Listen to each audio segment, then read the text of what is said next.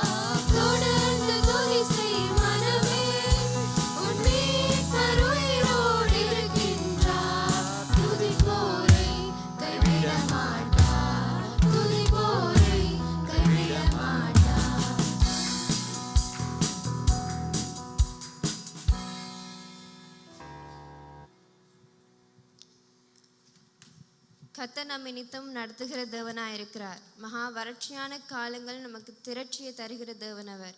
எங்கள் ஆத்மாவை திருப்தி செய்து எங்கள் நடத்துகிற தேவனை நாம் துதிக்க வேண்டியது நம்முடைய கடமையாக இருக்கிறது. அவரை துதிக்கிற யாவரையும் தேவன் உயர்த்துகிற தேவனாயிருக்கிறார். உயிரோடு எழுந்த எங்கள் தேவன் ஒருவரையுமே கைவிடாமல் எங்கள் நடத்துகிற எங்கள் நல்ல தகப்பனாயிருக்கிறார். இந்த நேரத்திலையும் எங்கள் கண்மலையாகிய தேவனை கரங்களை தட்டி மீண்டும் உற்சாகமாய் கரங்களை தட்டி இன்னும் ஒரு பாடலை பாடி உயர்த்துவோம்.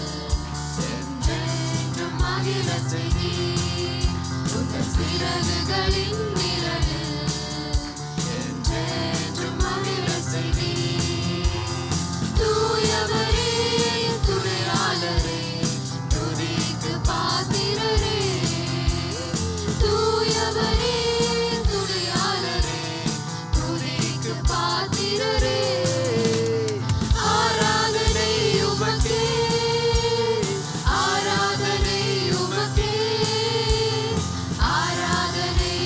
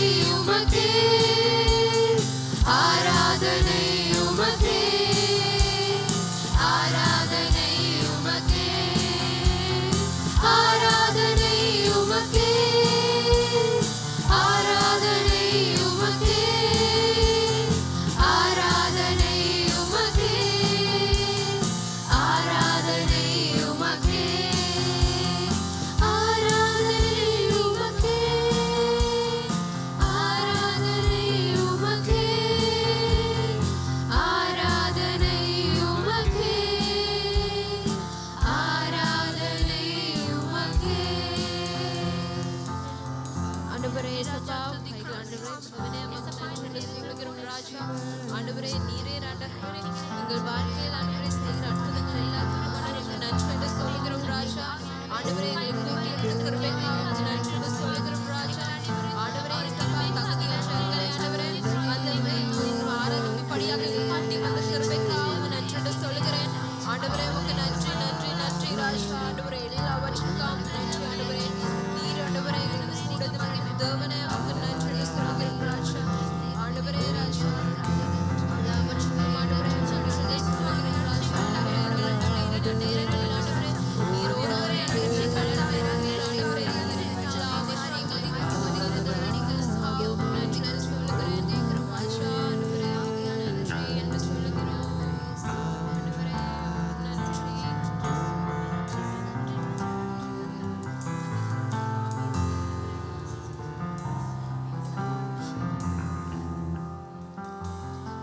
ஆண்டவரே நீங்கள் எங்களை தாய் போல தேற்றுகிறவராக இருக்கிறீர்கள் ராஜா. ஆண்டவரே ஒரு தந்தையை போல ஆண்டவரே எங்கள் அனைவரையும் ஆண்டவரே அணைத்து கொண்டு இருக்கிறீர் ராஜா. ஆண்டவரே உம்மை ஆராதிக்க நாங்கள் எல்லோரும் இங்கு கூடி வந்திருக்கிறோம். ஆண்டவரே உமக்கு நன்றி என்று சொல்கிறோம் ராஜா. ஆண்டவரே தகுதியற்ற எங்களை ஆண்டவரே உம்மை ஆராதிக்கும்படியாக எங்களை கூட்டி வந்த கிருபைக்காகவும் நன்றி என்று சொல்லுகிறேன். ஆண்டவரே எத்தனையோ பேர் மத்தியில் ஆண்டவரே எங்களை தேர்ந்தெடுத்ததுக்காக உமக்கு நன்றி என்று சொல்லுகிறேன் ராஜா. ஆண்டவரே எந்த மனுஷருக்கு முன்னாலே ஆண்டவரே வெட்கப்பட்டு போகாத படிக்கு நீர் எங்களை ஆண்டவரை உயர்த்தின கிருபைக்காகவும் நன்றி என்று சொல்லுகிறேன் ராஜா. ஆண்டவரே நீரே ஆண்டவரே 2-3 பேர் கூடுகிற இடத்தில் ஆண்டவரே வாசம் பண்ணுகிற தேவனா இருக்கிறீர்கள் ராஜா. ஆண்டவரே உங்கள் வார்த்தையின் படி எங்களை நடத்துகிற தேவன் நமக்கு நன்றி என்று சொல்லுகிறோம் ராஜா. ஆண்டவரே ஒரு விஷயம் எல்லோரும் கண்களை மூடி தலையை தாத்தி கைகளை உயர்த்தி ஆண்டவரை ஜெபிப்போம். ஒரு விசை அவருக்கு நன்றி சொல்லுவோம். எங்கள் வாழ்க்கையில் அநேக அற்புதங்களை செய்த தேவனுக்கு ஒரு விசை நன்றி சொல்லுவோம். நன்றி ராஜா, நன்றி.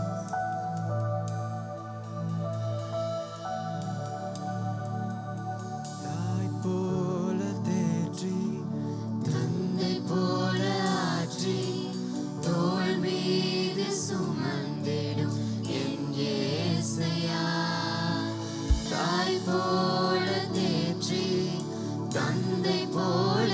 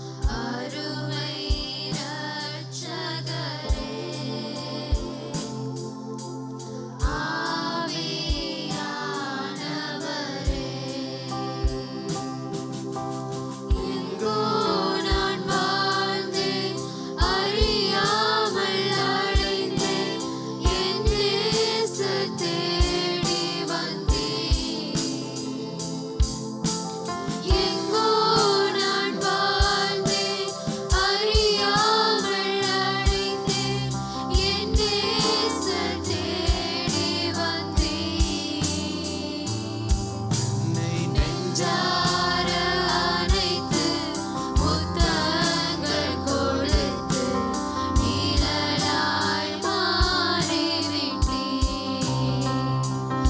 என்னை நெஞ்சார அணைத்து முத்தங்கள் கொடுத்து நிழலாய் மாறிவிட்டீர். நன்றி உமக்கு நன்றி ஐயா, நன்றி உமக்கு நன்றி. அப்பா பிதாவே, அன்பான தேவா, அருமை இரட்சகரே,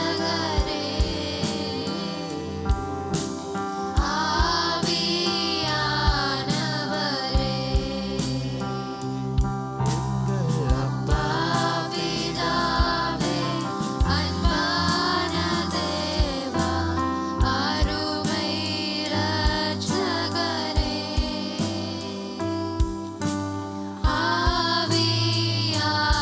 ஆவியானவரே, தாழ்மையில் இருந்தேன், தள்ளாடி நடந்தேன், தயவாய் நினைவு கூர்ந்தீர். தாழ்மையில் இருந்தேன், தள்ளாடி நடந்தேன், தயவாய் நினைவு கூர்ந்தீர். கலங்காதே என்று கண்ணீரை துடைத்து கரம் பற்றி நடத்துகிறீர். என்னை கலங்காதே என்று கண்ணீரை துடைத்து கரம் பற்றி நடத்துகிறீர். நன்றி சொல்வோம் எல்லோரும். நன்றி உமக்கு நன்றி ஐயா, நன்றி உமக்கு நன்றி. அப்பா பிதாவே, அன்பான தேவா, அருமை இரட்சகரே,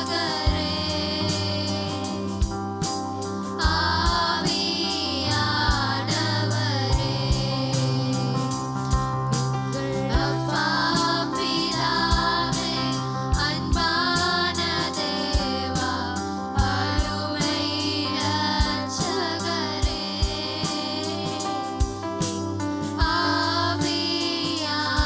ஆவியானவரே,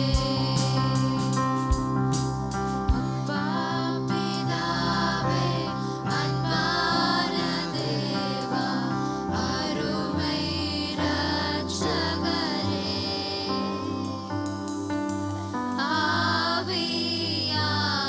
ஆவியானவரே,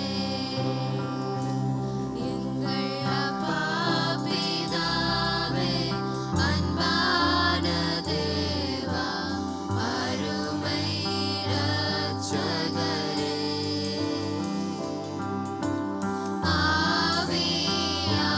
ஆவியானவரே. நன்றி ராஜா, நன்றி கர்த்தாவே, நன்றி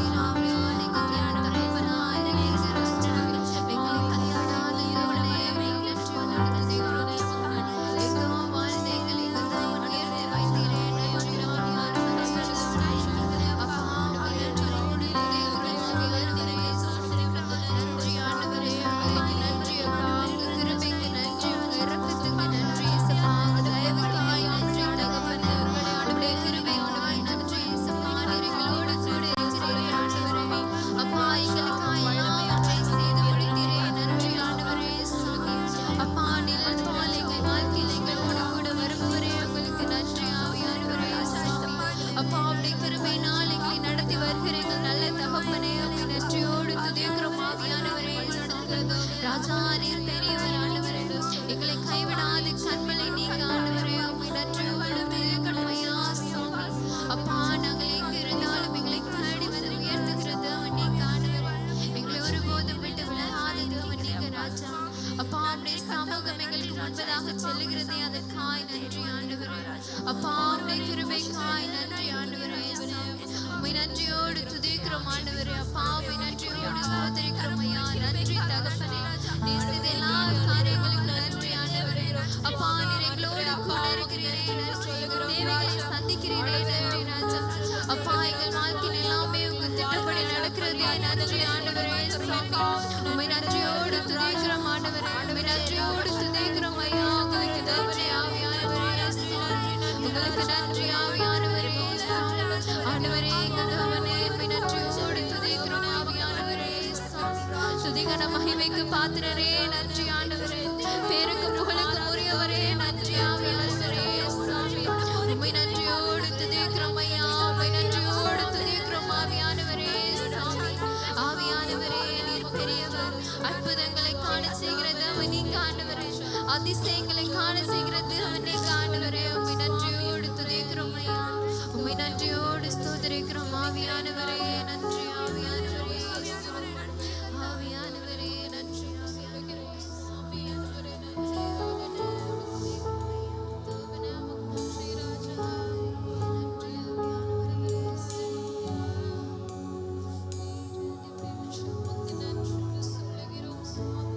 ஏதோ மனிதர்கள் மத்தியில் வாசம் செய்பவரே,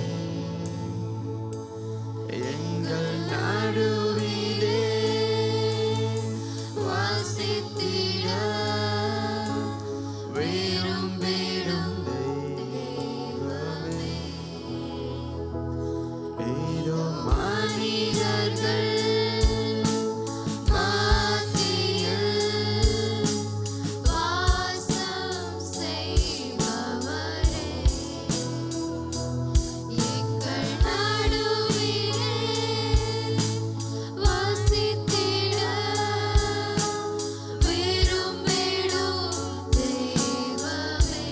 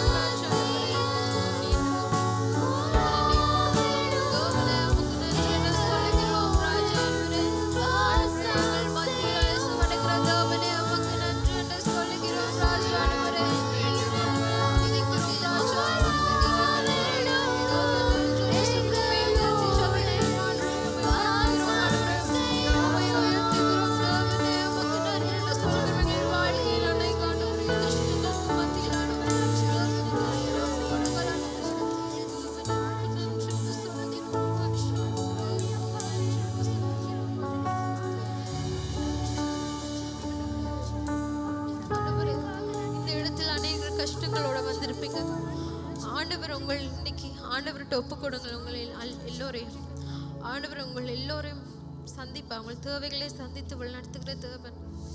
அவர்கிட்ட நீங்கள் ஒப்பு கொடுத்து ஒரு விசை ஜெபிங்க. ஆண்டவரே நன்றி என்று சொல்லுகிறோம் ராஜா. நீரே ஆண்டவரே தேவனே நன்றி என்று சொல்லுகிறோம் ராஜா. எல்லாவற்றும் தேவனே உமக்கு நன்றி.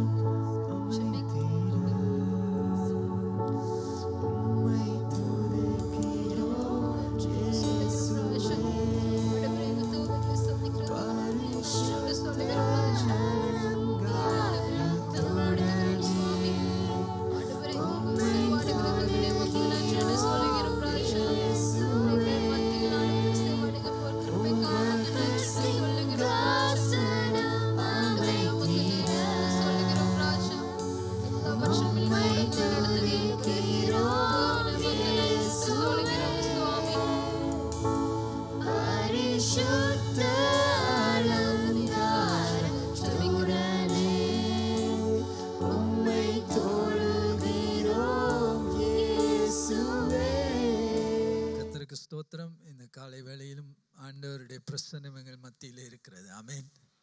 தேவன் நல்லவராக இருக்கிறார். நம்முடைய வாழ்க்கையிலே தேவன் அற்புதங்களை செய்ய விரும்புகிறார். ஆமென். God wants to do miracles. இந்த காலை வேளையில் 2 ராஜாக்கள் 6ஆம் அதிகாரம் 1-24 அந்த பகுதியிலே அங்கே ஒரு எலிசா தீர்க்கதரிசியின் கதை அங்கே இருக்கிறது. அதை நாங்கள் கொஞ்சம் வாசிப்போம். ஒரு முதல் 3 வசனங்களை நாம் வாசிப்போம்.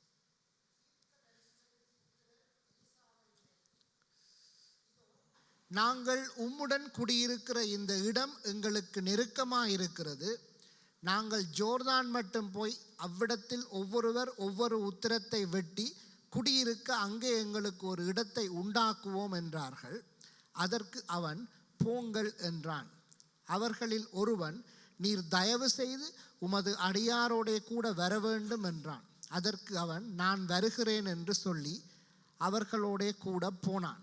அவர்கள் யோர்தான் நதியருகே வந்தபோது மரங்களை வெட்டினார்கள். ஒருவன் ஒரு உத்திரத்தை வெட்டி விழுத்துகையிலே கோடரி தண்ணீரில் விழுந்தது. அவன், ஐயோ என் ஆண்டவனே, அது இரவலாக வாங்கப்பட்டதே என்று கூவினான். தேவனுடைய மனுஷன் அது எங்கே விழுந்தது என்று கேட்டான். அவன் இடத்தை காண்பித்த போது ஒரு கொம்பை வெட்டி அதை அங்கே எறிந்து அந்த இரும்பை மிதக்க பண்ணி அதை எடுத்துக்கொள் என்றான். அப்படியே அவன் தன் கையை நீட்டி அதை எடுத்துக்கொண்டான். ஓகே, இந்த இடத்துல முக்கியமாக இங்கே ஒரு கதை சொல்லப்பட்டிருக்கு. எலிசா தீர்க்கதரிசி, அவரோடு சில சீஷர்கள் இருந்தார்கள். அப்போ என்ன, அந்த சீஷர்கள் சொன்னார்கள், இங்கே இருக்கிற இந்த இடம் பத்தாது, இது போதாது, நாங்கள் யோர்தான் நதி அருகே போய் பெரிதான ஒரு பெரிய கட்டடம் அல்ல, மரங்களை வெட்டி பெரிதான ஒரு ஒரு என்ன சொல்கிறது, ஒரு வகுப்பறை மாதிரி அங்கே தங்கி அவர்கள் படிப்பதற்கான அங்கே ஒரு இடத்தை அமைப்போம் என்று அவர்கள் கேட்டார்கள். அப்பொழுது இங்கே நாங்கள் முக்கியமாக பார்க்கிற காரியம் என்னவென்றால், நாங்கள் 3ஆம் வசனத்திலே பார்க்கிறோம், அவர்களில் ஒருவன், நீர் தயவு செய்து உமது அடியாரோடு கூட வர வேண்டும் என்றான். அதற்கு அவன், நான் வருகிறேன் என்று சொல்லி எலிசா. அப்போ எலிசாவை நீர் எங்களோடு வர வேண்டும் என்று ஒருவன் அழைக்கிறதை நாம் பார்க்கிறோம். அங்கே அவர்கள் எல்லோரும் போனார்கள். அதிலே ஒருவன் சொன்னான், எலிசாவை நீர் எங்களோடு கூட வர வேண்டும். இது மிகவும் முக்கியமான ஒரு காரியம். அதாவது நாம் தேவனை எம்மோடு கூட எங்கு போனாலும் வர வேண்டும் என்கிற வாஞ்சை எமக்கு இருக்க வேண்டும். அதாவது கர்த்தர், நான் எந்த வேலையாக போனாலும், அது ஜெபக்கூட்டம் மாத்திரமல்ல, இல்லாட்டி சபைக்கு போகிற காரியம் அல்ல, வேலைக்கு போனாலும் பிஸ்னஸுக்கு போனாலும் எங்கு போனாலும் கர்த்தர் எம்மோடு வர வேண்டும் என்கிற அந்த வாஞ்சை எமக்கு இருக்க வேண்டும். அப்படி நாம் தேவன் என்னோடு எப்போதும் இருக்க வேண்டும், தேவன் என்னோடு எப்போதும் வர வேண்டும் என்கிற அந்த வாஞ்சை இருந்தால் கர்த்தர் நிச்சயமாக எங்களோடு வருவார். அதே போல் தேவனுடைய அற்புதத்தை நாம் நம்முடைய வாழ்க்கையிலே காண முடியும். இந்த இடத்திலே பார்க்கிறோம், இந்த இடத்திலே போய் அவர்கள் மரங்களை, இது நிறைய பேருக்கு இந்த கதை தெரியும், மரங்களை வெட்டி கொண்டிருந்த பொழுது ஒருவனுடைய கோடரி அந்த தண்ணீரிலே விழுந்து விட்டது. இப்போ அந்த காலத்தில் இரும்பு விலை அதிகம், இன்னைக்கு தங்கம் அதிகம். எலிசாவின் காலத்தில் இரும்பும் கிடைப்பது மிகவும் அரிது. ஆகையால் இந்த வாங்கி கொண்டு வந்தவன் மிகவும் பயந்து போனான். இப்பொழுது அதை எப்படியாவது எப்படி திருப்பி கொடுப்பது? அப்படி அவன் பயந்து இரவலாக வாங்கியதை நான் துளைத்து விட்டேன் என்று போய் சொல்லுவது. அங்கே சொன்ன பொழுது எலிசா அங்கே இருந்தபடியால் அங்கே அவன் ஒரு அற்புதத்தை செய்தான். அந்த என்ன அற்புதம்? இரும்பு ஒரு நாளும் தண்ணீரிலே மிதக்காது, அது விழுந்து அங்கே ஆழத்திலே போய்விட்டது. உடனே அவன் ஒரு மரக்கிளையை வெட்டி போட்டு அந்த இரும்பை மிதக்க பண்ணினான். இதுதான் அற்புதம். இயற்கைக்கு மாறான ஒரு செயல். இயற்கையாக இது நடக்காது. மனுஷரால் கூடாதது தேவனால் கூடும். நம்முடைய தேவன் அற்புதங்களை செய்கிற தேவன். அல்லேலூயா. நம்முடைய குடும்பத்திலே, நம்முடைய தனிப்பட்ட வாழ்க்கையிலே, நம்முடைய ஜீவியத்திலே தேவன் அற்புதங்களை செய்ய விரும்புகிறார். ஆமென். அப்புறம் இன்னைக்கு அநேகர் என்ன யோசிக்கிறார்கள்? நாங்கள் அந்த பழைய கதையே நாங்கள் வாசித்து கொண்டிருக்கிறோம். என்னது? மோசே செங்கடலை பிளந்தார், யோசுவா யோர்தானை பிளந்தார், இல்லாவிட்டால் சுவிசேஷத்திலே சுகமாக்கின காரியங்கள். ஆனால் அவைகள் இன்றைக்கு நம்முடைய வாழ்க்கையிலே நடக்கக்கூடும் என்று அநேகர் விசுவாசிப்பதில்லை. ஆனால் இந்த காலை வேளையிலே நான் உங்களுக்கு சொல்லுகிற காரியம் என்ன? அவர்களோடு இருந்த அதே தேவன் நம்மோடும் கூட இந்த காலை வேளையிலே இருக்கிறார். அதே அற்புதங்களை, அதே அடையாளங்களை, அதே மாதிரியான அந்த வல்லமையான செயல்களை தேவனால் மத்தியிலே செய்ய முடியும். ஆமென். அப்போ இன்னைக்கு எத்தனை பேரோட வாழ்க்கையில் நீங்கள் கோடரியை துளைக்காமல் இருந்திருக்கலாம், ஆனால் உங்களுடைய வாழ்க்கையிலே அதை விட பலவிதமான தேவைகள் இருக்கும். காலை வேளையில் நீங்கள் உங்களுக்கு தேவனுடைய அற்புதம், அதாவது மனுஷனால் கூடாத சில காரியத்தை தேவன் உங்களுடைய வாழ்க்கையிலே செய்ய விரும்புகிறார். ஆமென். அப்போ அதற்கு நாம் தேவனை விசுவாசிக்க வேண்டும். அப்போ முதலாவது தேவன் எம்மோடு நாம் போகிற இடத்துக்கெல்லாம் வர வேண்டும் என்றால் நாம் தேவனை பிரியப்படுத்துகிறவர்களா இருக்க வேண்டும். இப்போ நாங்கள் ஒரு அறையில் உட்காந்து டிவியை பார்த்துக்கிட்டு இருந்தோம்னா, டிவி பார்க்குறதுலே தவறல்ல. ஆனால் தேவனுக்கு பிரியமில்லாத காரியத்தை நாம் அதிலே பார்த்து கொண்டிருந்தால் இயேசு உடனே அந்த இடத்தை விட்டு எழும்பி போய் விடுவார். அவர் எங்களோடு அந்த இடத்துல இருக்க மாட்டார். அப்போ நாம் எப்போதும் தேவனை பிரியப்படுத்தி அவருக்கு பிரியமாக வாழும் பொழுது கர்த்தர் எப்பொழுதும் எம்மோடு இருக்க விரும்புகிறார். எம்முடைய வாழ்க்கையிலே அற்புதங்களை செய்ய விரும்புகிறார். இந்த காலை வேளையிலே நான் ஒவ்வொருவரையும் கற்றுக்கொள்ள நாம் தேவனை விசுவாசிக்க வேண்டும். ஆமென். அங்கே மோசே சொன்னான், உம்முடைய சமூகம் என்னோடு வராவிட்டால் நான் முன்னோக்கி போக மாட்டேன். அப்படியான ஒரு வைராக்கியம் எம்முடைய வாழ்க்கையிலே இருக்க வேண்டும். என்னது? தேவனுடைய சமூகம் வரவிட்டால் நான் போக மாட்டேன். அதே போல் தாவீது எப்பொழுதுமே தேவனை தேடினான். ஆகையால் தேவன் அவனுக்கு வெற்றியை கொடுத்தார். அப்போ இந்த கால வேளையில் நாம், இது மிகவும் முக்கியம் நம்முடைய வாழ்க்கையில். யார் என்னோடு இருந்தாலும் இல்லாவிட்டாலும் பரவாயில்லை, ஆனால் தேவனுடைய பிரசன்னம் என்னுடைய வாழ்க்கையிலே இருக்க வேண்டும். ஆமீன். கர்த்தர் என்னோடு வர வேண்டும். இந்த வாஞ்சை நம் எல்லோருக்கும் இருக்க வேண்டும். ஆண்டவர் என்னோடு வர விரும்புகிறார். இங்கே எலிசாவை அழைத்தவுடன் உடனே அவன் சொன்னான், நான் வருகிறேன். இயேசு எப்பொழுதுமே அவரை கூப்பிட்ட பொழுது அவர் எல்லா இடத்துக்கும் போனார். அவரை எதிர்க்கிற பரிசேயர் ஒருவர் விருந்துக்கு வர சொன்னபோது அங்கேயும் இயேசு போனார். அங்கே அவர் இயேசுவை அவமானப்படுத்தினார். இயேசு கால்களை கழுவ தண்ணீர் கொடுக்கவில்லை. அவர் இயேசுவே சொன்னார், நான் வந்தது முதல் நீ எனக்கு முத்தம் செய்யவில்லை, என்னுடைய கால்களை நீர் கழுவ எனக்கு தண்ணி கொடுக்கவில்லை. அப்படியாக ஒரு சாதாரண உபசரிப்பை கூட கொடுக்காத அந்த மனுஷனுடைய வீட்டு அழைப்பை ஏற்று இயேசு அங்கே போனார். அதே போல் ஒரு அந்நியன், ஒரு 100க்கு அதிபதி, அவன் யூதன் அல்ல, ஆனால் அவன் அழைத்த பொழுது இயேசு அவனுடைய வீட்டுக்கு போனார். ஆகையால் இயேசு கிறிஸ்து எப்பொழுதும் நாம் எங்களோடு வர விரும்புகிற தேவன். இங்கே எலிசா அழைத்த பொழுது உடனே அவன் சொன்னான், நான் வருகிறேன். இயேசு கிறிஸ்துவும் அதே போல்தான். அவர் எம்மோடு எல்லா இடத்துக்கும் வர விரும்புகிறார். எம்மோடு அங்கே நெருக்கமான உறவை வைத்துக் கொள்ள இயேசு விரும்புகிறார். ஹல்லேலூயா. ஆனால் நாம் அவரை அழைக்க வேண்டும், அவரோடு நெருங்கி சேர வேண்டும். ஆமென். அப்படியான வாஞ்சை இப்போ நாங்கள் எடுத்துக்கிட்டோம்னு சொன்னால், இயேசு கிறிஸ்து 12 சீஷர்கள் இருந்தார்கள். ஆனால் 12 சீஷர்கள் இருந்தாலும் இயேசு 3 பேரை மாத்திரம்தான் அந்த மறுரூப மலைக்கு அழைத்து சென்றார். அப்போ என்ன மற்ற 9 பேரையும் அழைத்து செல்லவில்லை. உடனே 3 பேர் யார்? பேதுரு, யாக்கோபு, யோவான். அங்கே போன பொழுது அவர்கள் யாரை கண்டார்கள்? மோசேயையும் எலியாவையும் கண்டார்கள். உடனே அவர்கள் கீழே வந்து மற்ற 9 பேரிடம் சொல்லியிருப்பார்கள், நாங்கள் மேலே போய் மோசேயை பார்த்தோம், நாங்கள் மேலே போய் எலிசாவை பார்த்தோம். உடனே மற்ற 9 பேர்களும் ஒரே பொறாமை, இயேசு எங்களை கூட்டிகிட்டு போல இவங்களை. அப்போ என்ன அடுத்த ரோஸ்டர் போட்டு அடுத்த ரோஸ்டரில் ரைட், இந்த முறை மோசே, எலியா, அடுத்த ரோஸ்டரில் ரைட்டு வேறு யார்? அந்திரேயா, மத்தேயு, ரோஸ்டர் போட்டு அப்படி பார்த்தாங்க. ஆனால் ஆண்டவர் ரோஸ்டர் போடல. அங்கே இவண்ட வீட்டுக்கு போனார். எங்கே? யாவீருடைய மகளை எழுப்புவதற்காக. அங்கே போன பொழுதும் உடனடியாக இயேசு அந்த அறைக்கு போனார். போன உடனே எல்லாரையும் வெளியே அனுப்பினார். மத்தேயு வெளியே போய், யூதாஸ் வெளியே போய், எல்லாரையும் வெளியே போய் ஒன்று திரும்பவும் பேதுரு, யாக்கோபு, யோவான். அப்போ உடனே எல்லாம் முடிந்து உயிரோடு எழுப்பினார் இயேசு. எழுப்பின உடனே வெளியே வந்தோடனே யாக்கோபு மற்றவர்களுக்கு, நீங்கள் பார்க்கவில்லையே, அம்மா அந்த மரித்து போனவனே இயேசு உயிரோடு எழுப்பினோம். உடனே அவர்கள் எரிச்சல், கோவப்பட்டார்கள். கோவப்படுறதுல என்ன பிரயோசனம்?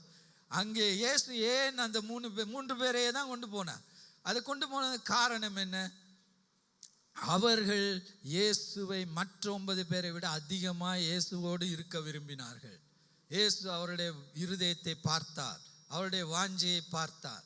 ஆகையால் நாம் தேவனை அழைக்கும் பொழுது, தேவனோடு இயேசுவோடு நெருங்கி இருக்க வேண்டும் என்று வாஞ்சிக்கும் பொழுது, அவரை நேசிக்கும் பொழுது, தேவன் இயேசு எப்பொழுதும் எங்களோடு கூட வருவார். ஆமென். அவர் அற்புதங்களை செய்வார், அடையாளங்களை செய்வார், நம்மை ஆசீர்வதிப்பார். நாம் காணக்கூடாத விஷயங்களை இயேசு எங்களுக்கு காண்பிப்பார். அல்லேலூயா. ஆகையால் இந்த காலை வேளையிலே நாம் தேவன் என்னுடைய வாழ்க்கையிலே அற்புதத்தை செய்ய வல்லமையுள்ள தேவன் என்பதை நாம் விசுவாசிக்க வேண்டும், எதிர்பார்க்க வேண்டும். இந்த சூழ்நிலையிலே ஒரு மாற்றத்தை கர்த்தர் கொண்டு வருவார் என்ற விசுவாசம் நமக்கு இருக்க வேண்டும். இந்த சூழ்நிலையில் நான் இப்படியே இருக்க வேண்டிய அவசியம் இல்லை. என்னுடைய தேவன் வல்லமையின் தேவன், மகிமையின் தேவன், அற்புதங்களை செய்கிற தேவன். அவர் மூலமாக நான் அற்புதங்களை அந்த விசுவாசம் எப்பொழுதும் எங்களோடு இருக்க வேண்டும். அவிசுவாசத்தோடு நாம் மாற்றங்களை காண முடியாது. விசுவாசித்தால் நீ என்னுடைய மகிமையை காண்பாய் என்று இயேசு கிறிஸ்து சொன்னார். அப்ப நாம் தேவனை விசுவாசி. ஹல்லேலூயா. அதே மாதிரி இந்த கதையில நாம் முக்கியமா பார்க்கிற ஒரு காரியம் என்னவென்றால், அது தொடர்ந்து நாம் வாசிக்கும் பொழுது அங்கே நாம் அந்த 8ஆம் வசனத்திலிருந்து நாங்கள் வாசிப்போம். 8ஆம் வசனம். அக்காலத்திலே சீரியாவின் ராஜா இஸ்ரவேலுக்கு விரோதமாய் யுத்தம் பண்ணி இன்ன ஸ்தலத்திலேயே பாளையம் இறங்குவேன் என்று தன் ஊழியக்காரோட ஆலோசனை பண்ணினான். ஆகிலும் தேவனுடைய மனுஷன் இஸ்ரவேலின் ராஜாவிடத்தில் ஆள் அனுப்பி, இன்ன இடத்துக்கு போகாதபடிக்கு எச்சரிக்கையாயிரும், சீரியர் அங்கே இறங்குவார்கள் என்று சொல்ல சொன்னான். அப்பொழுது இஸ்ரவேலின் ராஜா தேவனுடைய மனுஷன் தன்னை எச்சரித்து தனக்கு குறித்து சொன்ன ஸ்தலத்துக்கு மனுஷரை அனுப்பி பார்த்து எச்சரிக்கையாயிருந்து இப்படி அநேகம் தரம் தன்னை காத்து கொண்டான்.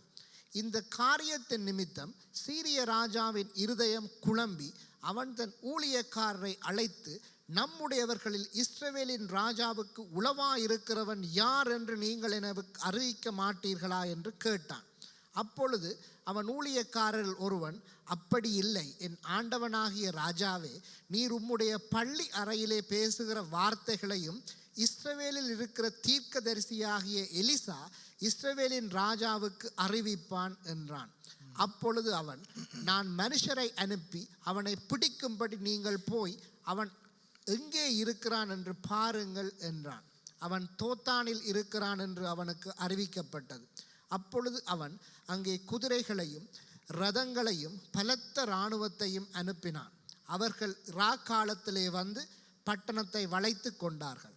தேவனுடைய மனுஷனின் வேலைக்காரன் அதிகாலமே எழுந்து வெளியே புறப்படுகையில் இதோ இராணுவமும் குதிரைகளும் ரதங்களும் பட்டணத்தை சுற்றி கொண்டிருக்க கண்டான்.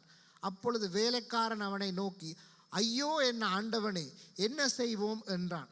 அதற்கு அவன், பயப்படாதே, அவர்களோடு இருக்கிறவர்களை பார்க்கிலும் நம்மோடு இருக்கிறவர்கள் அதிகம் என்றான். அப்பொழுது எலிசா விண்ணப்பம் பண்ணி, கர்த்தாவே, இவன் பார்க்கும்படி இவன் கண்களை திறந்தருளும் என்றான். உடனே கர்த்தர் அந்த வேலைக்காரன் கண்களை திறந்தார். இதோ எலிசாவை சுற்றிலும் அக்கினிமயமான குதிரைகளாலும் ரதங்களாலும் அந்த மலை நிறைந்திருக்கிறதை அவன் கண்டான். அவர்கள் அவனிடத்தில் வருகையில் எலிசா கர்த்தரை நோக்கி விண்ணப்பம் பண்ணி, இந்த ஜனங்களுக்கும் கண்மயக்கம் உண்டாகும்படி செய்யும் என்றான். எலிசாவுடைய வார்த்தையின்படியே அவர்களுக்கு கண்மயக்கம் உண்டாகும்படி செய்தார். Okay, thank you. இப்போ இந்த கதையில் நாம் பார்க்கிறோம், எலிசா அங்கே சிறிய நாட்டவர்கள் இஸ்ரேலை படையெடுத்து அங்கே இஸ்ரேலிலே கொள்ளையடிப்பார்கள். அப்படி வரும்பொழுது அந்த இஸ்ரேலிலே எலிசா இருந்தபடியால் இஸ்ரேல் ராஜா கைப்பற்றாதபடி எலிசா இஸ்ரேல் ராஜாவுக்கு சொல்லுவான், இந்த இடத்திலே சிறிய படைகள் தங்கி இருப்பார்கள், அந்த பக்கம் நீ போகக்கூடாது. அப்போ உடனே சிறிய ராஜா அவனால் இஸ்ரேல் தேசத்து ராஜாவை பிடிக்க முடியவில்லை. அப்போ அவன் உடனே என்ன யோசித்தான், நம்மளுக்குள்ளே யாரோ ஒத்து பார்த்து இஸ்ரேல் ராஜாவுக்கு சொல்லுகிறார்கள், அப்படிதான் நான் எங்கே வருகிறேன் என்று இவன் அறிந்து கொள்ளுகிறான். அப்போ என்ன நடந்தது, உடனே அவர்களிலே ஒருவன் சொன்னான், இங்கே யாரும் ஒத்து பார்த்து சொல்லவில்லை, எலிசா என்கிற தீர்க்கதரிசி நீர் உம்முடைய பள்ளி அறையிலே கதைக்கிறதை அங்கே இஸ்ரவேல் ராஜாவுக்கு சொல்லுகிறான். அப்ப இதுல என்ன கர்த்தர் எங்களுக்கு இந்த இடத்துல காண்பிக்கிறார், சாத்தான் எங்களுடைய வாழ்க்கையை அங்கே பல விதத்திலே தாக்குவதற்கு சில உபாயங்களை வைத்திருப்பான். ஆனால் நாம் தேவனோடு நடக்கும் பொழுது பரிசுத்த ஆவியானவர் அவைகளை எங்களுக்கு வெளிப்படுத்துவார், அவைகளிலிருந்து எங்களை பாதுகாப்பார். அப்போ அதனால நம்ம ஆண்டவருடைய சத்தத்தை கேட்பது மிகவும் முக்கியம். அதாவது ஆங்கிலத்தை சொல்வார்கள் த ப்ரொஃபெட்டிக் வாய்ஸ். அதாவது அந்த நேரத்திலே கர்த்தர் என்னத்தை பேசுகிறார் நம்முடைய வாழ்க்கையில். அதனால தான் இந்த பைபிள் வாசிக்கிறதோ ஜெபிக்கிறதோ ஆண்டவருடைய சத்தத்தை கேட்கிறதோ இது ஒரு ரிலிஜியஸ் ஒரு சமய சடங்காச்சாரம் அல்ல. ஒவ்வொரு நாளும் நாம் தேவனுடைய சத்தத்தை கேட்க வேண்டும். ஆண்டவர் எனக்கு என்னத்தை சொல்லுகிறார். அப்போ ஆண்டவர் எங்களை எச்சரிப்பார், எங்களை உற்சாகப்படுத்துவார், எங்களோடு பேசுவார், எங்களை வழி நடத்துவார், எங்களை கவுன்சில் பண்ணுவார். அப்போ அதுக்கு நாம் எங்களுடைய இருதயத்தை செவிகளை திறந்தவர்களாக நாம் இருக்க வேண்டும். எந்த நாளும் சில நேரம் ஆண்டவர் பிரசங்கத்தின் மூலமா பேசலாம். சில நேரம் தீர்க்க தரிசன வார்த்தை என்பது அங்கே ஒரு தீர்க்கதரிசி கையை வைத்து தீர்க்க தரிசனம் சொல்லுவது அல்ல. அது ஒரு விதத்திலே அப்படி கர்த்தர் பேசலாம். அதே நேரம் பைபிள் வேத வசனமே ஒரு தீர்க்க தரிசன வசனம். அதே போல் பிரசங்கத்தை கேட்டுக்கொண்டிருக்கும் பொழுது அதன் மூலமாக கர்த்தர் பேசலாம். இல்லாவிட்டால் ஒரு தனிப்பட்ட ஒருவர் மூலமாக கர்த்தர் உங்களோடு பேச, எப்படியாவது ஆண்டவர் இல்லாவிட்டால் பரிசுத்த ஆவியானவர் நேரடியாக பேசலாம். எப்படியோ ஆண்டவர் எப்பொழுதும் எங்களை எச்சரிக்க விரும்புகிறார், எங்களை பேச விரும்புகிறார். ஆனால் சில நேரங்களிலே அவருடைய சத்தத்தை நாம் கேட்பதில்லை. இங்கே இஸ்ரவேல் ராஜா எலிசா என்கிற தீர்க்கதரிசியின் வார்த்தையை கேட்டபடியால் எதிரியின் தாக்குதலிலிருந்து பல நேரங்களிலே அவன் காப்பாற்றப்பட்டான். ஆகையால் அவன் அந்த சிறிய ராஜாவுக்கு தான் நினைத்ததை செய்ய முடியாமல் போனது. அதோடு அது மாத்திரமல்ல, ரெண்டாவது சிறிய ராஜாவுக்கு சரியான கோபம் வந்து விட்டது. உடனே எலிசா, யார் இந்த எலிசா, இவன் எப்படி என்னுடைய திட்டங்களை எல்லாம் குளறுபடி பண்ண, உடனே அவனை கைப்பற்றி கொண்டு வார்கள் ஒரு பெரிய படையை அனுப்பினான். ஒரு மனுஷனை கைப்பற்றுவதற்காக ரதங்கள் அங்கே, அப்பொழுது அவன் அங்கே குதிரைகளையும் ரதங்களையும் பலத்த இராணுவத்தையும் அனுப்பினான். அவர்கள் ராக்காலத்திலே பட்டணத்தை வளைந்து கொண்டு, இது என்ன ஒரு மனுஷனை கைப்பற்றுவதற்கு ரதங்கள் குதிரைகள் பெரிய இது. அதன் மூலமாக நாம் என்னத்தை கற்றுக்கொள்ள வேண்டும், சாத்தான் தேவனுடைய சத்தத்தை நீங்கள் கேட்காதபடி எல்லா விதமான முயற்சிகளையும் செய்வான். இப்போ நீங்கள் இந்த சண்டே சர்வீஸில் உட்காந்துருக்கிறீங்க, இப்போ நான் பிரசங்கம் பண்ணி கொடுங்க. அப்போ ஏதாவது ஆண்டவர் உங்களுடைய இருதயத்தில் பேச வரும்பொழுது அவன் உங்களுடைய கவனத்தை வேறு எங்காவது ஈர்த்து விடுவான். உடனே ரைஸ் குக்கரை போட்டு விட்டு வந்தோம், ஐயோ அதை ஆஃப் பண்ணவில்லையே, இன்றைக்கி பகல் கத்திரிக்காய் கறி வைக்கிறதா கிழங்கு கறி வைக்கிறதா, இப்படியாக ஏதாவது ஒரு யோசனையோ, அதற்கிடையில் அந்த ஆண்டோடைய சத்தத்தை நீங்கள் கேட்காதபடி உங்களுடைய கவனத்தை வேறு எங்காவது கொண்டு போய் விடுவான். ஆகையால் நாம் எப்பொழுதும் பைபிள் வாசிக்கும் பொழுது சரி, சபையில் இருக்கும் பொழுது சரி, நான் சொல்லுவேன், ஆண்டவரே நீர் என்னோடு பேசும், எல்லா விதமான அந்த டிஸ்ட்ராக்ஷன் எல்லாவற்றையும் அகற்றி நீர் என்னோடு பேச வேண்டும் என்று நாம் தெளிவாக இருக்க வேண்டும். அல்லேலூயா. ரெண்டாவது நான் சொல்லுகிற காரியம் என்ன, தேவன் எமக்காக நிற்கிறார். அதே மாதிரி ஆண்டவர் பல மில்லியன் கணக்கான தேவ தூதர்கள் எம்மை காக்கும்படியாக தேவன் வைத்திருக்கிறார். இப்போ அந்த சாத்தானோடு 1/3 தேவ தூதர்கள் சாத்தானோடு விழுந்து போனார்கள். ஆனால் மீதி 2 பகுதி தேவனோடு இருக்கிறார்கள். அவர்கள் விழுந்து போன அந்த தேவ தூதர்களை விட அதிகமானவர்கள் தேவனோடு இருக்கிறார்கள். ஆகையால் நாம் ஒவ்வொருவருக்கும் தேவன் தேவ தூதர்களை வைத்திருக்கிறார் எம்மை காக்கும்படியாக. ஆனால் நாங்கள் என்ன செய்கிறோம், அநேக நேரம் அசுத்தாவியை பற்றியும் இந்த அசுத்தாவிகளை பற்றியும் தான் நாங்கள் கதைத்து பயந்துக்கணும். தேவ தூதர்களை பற்றி நாம் பேசுவதே இல்லை. ஆனால் வேதத்திலே 278 தடவைகளுக்கு மேலாக வேதம் தேவ தூதர்களை பற்றி சொல்லுகிறது. ஆண்டவர் தேவ தூதர்களை வைத்திருக்கிறார் எம்மை காக்கும்படியாக. அங்கே நான் ஒரு கதையை வாசித்தேன். ஜான் பேட்டன் என்று ஒருவர் அந்த ஹெப்ரடிஸ் தீவுகள், அந்த தீவுகளிலே மிஷனரியாக அவர் போனார். அந்த தீவிலே வசிக்கிறவர்கள் மனித இறைச்சியை சாப்பிடுவர்கள், ஆங்கிலத்தில் கனிபல்ஸ் என்று சொல்வார்கள், மனித இறைச்சியை சாப்பிடுவார். அவர் அங்கே போய் ஒரு கூடாரம் மாதிரி ஒரு வீடை கட்டி அந்த வீட்டுக்குள் இருக்கும் பொழுது ஒரு நாள் ராத்திரி அந்த தீவில் உள்ள எல்லோரும் அவருடைய அந்த வீட்டை சூழ்ந்து கொண்டார்கள், இவர்களை கொன்று சாப்பிடும்படியாக. அப்போ இவர் ஜன்னலுக்கு வெளியே பார்த்தார், அவர்கள் எல்லோரும் நின்று கொண்டிருந்தார்கள். உடனே இவர் மனைவி கையை பிடித்து, எங்களால் இனிமேல் ஒன்றும் செய்ய முடியாது, ஜெபிக்க வேண்டும் என்று சொல்லி முழங்கால் படிட்டு வைஃபோட அவர் ஜெபம் பண்ணார். ஜெபம் பண்ணி விட்டு எழுந்து வெளியிலே வந்து பார்த்த பொழுது எல்லோரும் போய்விட்டார்கள். அப்போ இவருக்கு குழப்பம், என்ன நடந்தது என்று இவருக்கு தெரியவில்லை. பிறகு என்ன, அங்கே அவர் ஊழியம் செய்து அந்த கனிபல்ஸ், அந்த அவர்களின் தலைவன் ரட்சிக்கப்பட்டான். ரட்சிக்கப்பட்ட பிறகு இவர் அந்த தலைவனிடத்திலே கேட்டார், ஒரு நாள் ராத்திரி நீங்கள் எல்லோரும் என்னை கொலை செய்யும்படியாக வந்தீர்கள், அப்போ என்ன நடந்தது? திடீரென்று எல்லோரும் திரும்பி போயிட்டார். உடனே அவன் சொன்னான், ஐயோ, உங்களுடைய வீட்டை சுற்றி வல்லமையான மனிதர்கள் வாளோடும் அங்கே அக்கினி ஜுவாலையோடும் நிற்கிறதை நாங்கள் பார்த்து பயந்து தான் நாங்கள் ஓடிப்போனோம் என்று அவன் அந்த ஊழியக்காரிடத்திலே சொன்னான். அப்போ அதே போல் தேவன் எம்மை காக்கும்படியாக அநேக விதமான தேவ தூதர்களை எங்களுடைய வாழ்க்கையிலே வைத்திருக்கிறார். ஹல்லேலூயா. ஆகையால் நாம் சாத்தான் இந்த அசுத்தாவிகளுக்கு பயப்படக்கூடாது. அதை விட இங்கே இந்த எலிசாவின் வேலைக்காரன் காலையிலே எழும்பி வந்தவுடன் சிறிய இராணுவம், ரதங்கள் எல்லாவற்றையும் கண்டு அவன் பயந்து போனான்.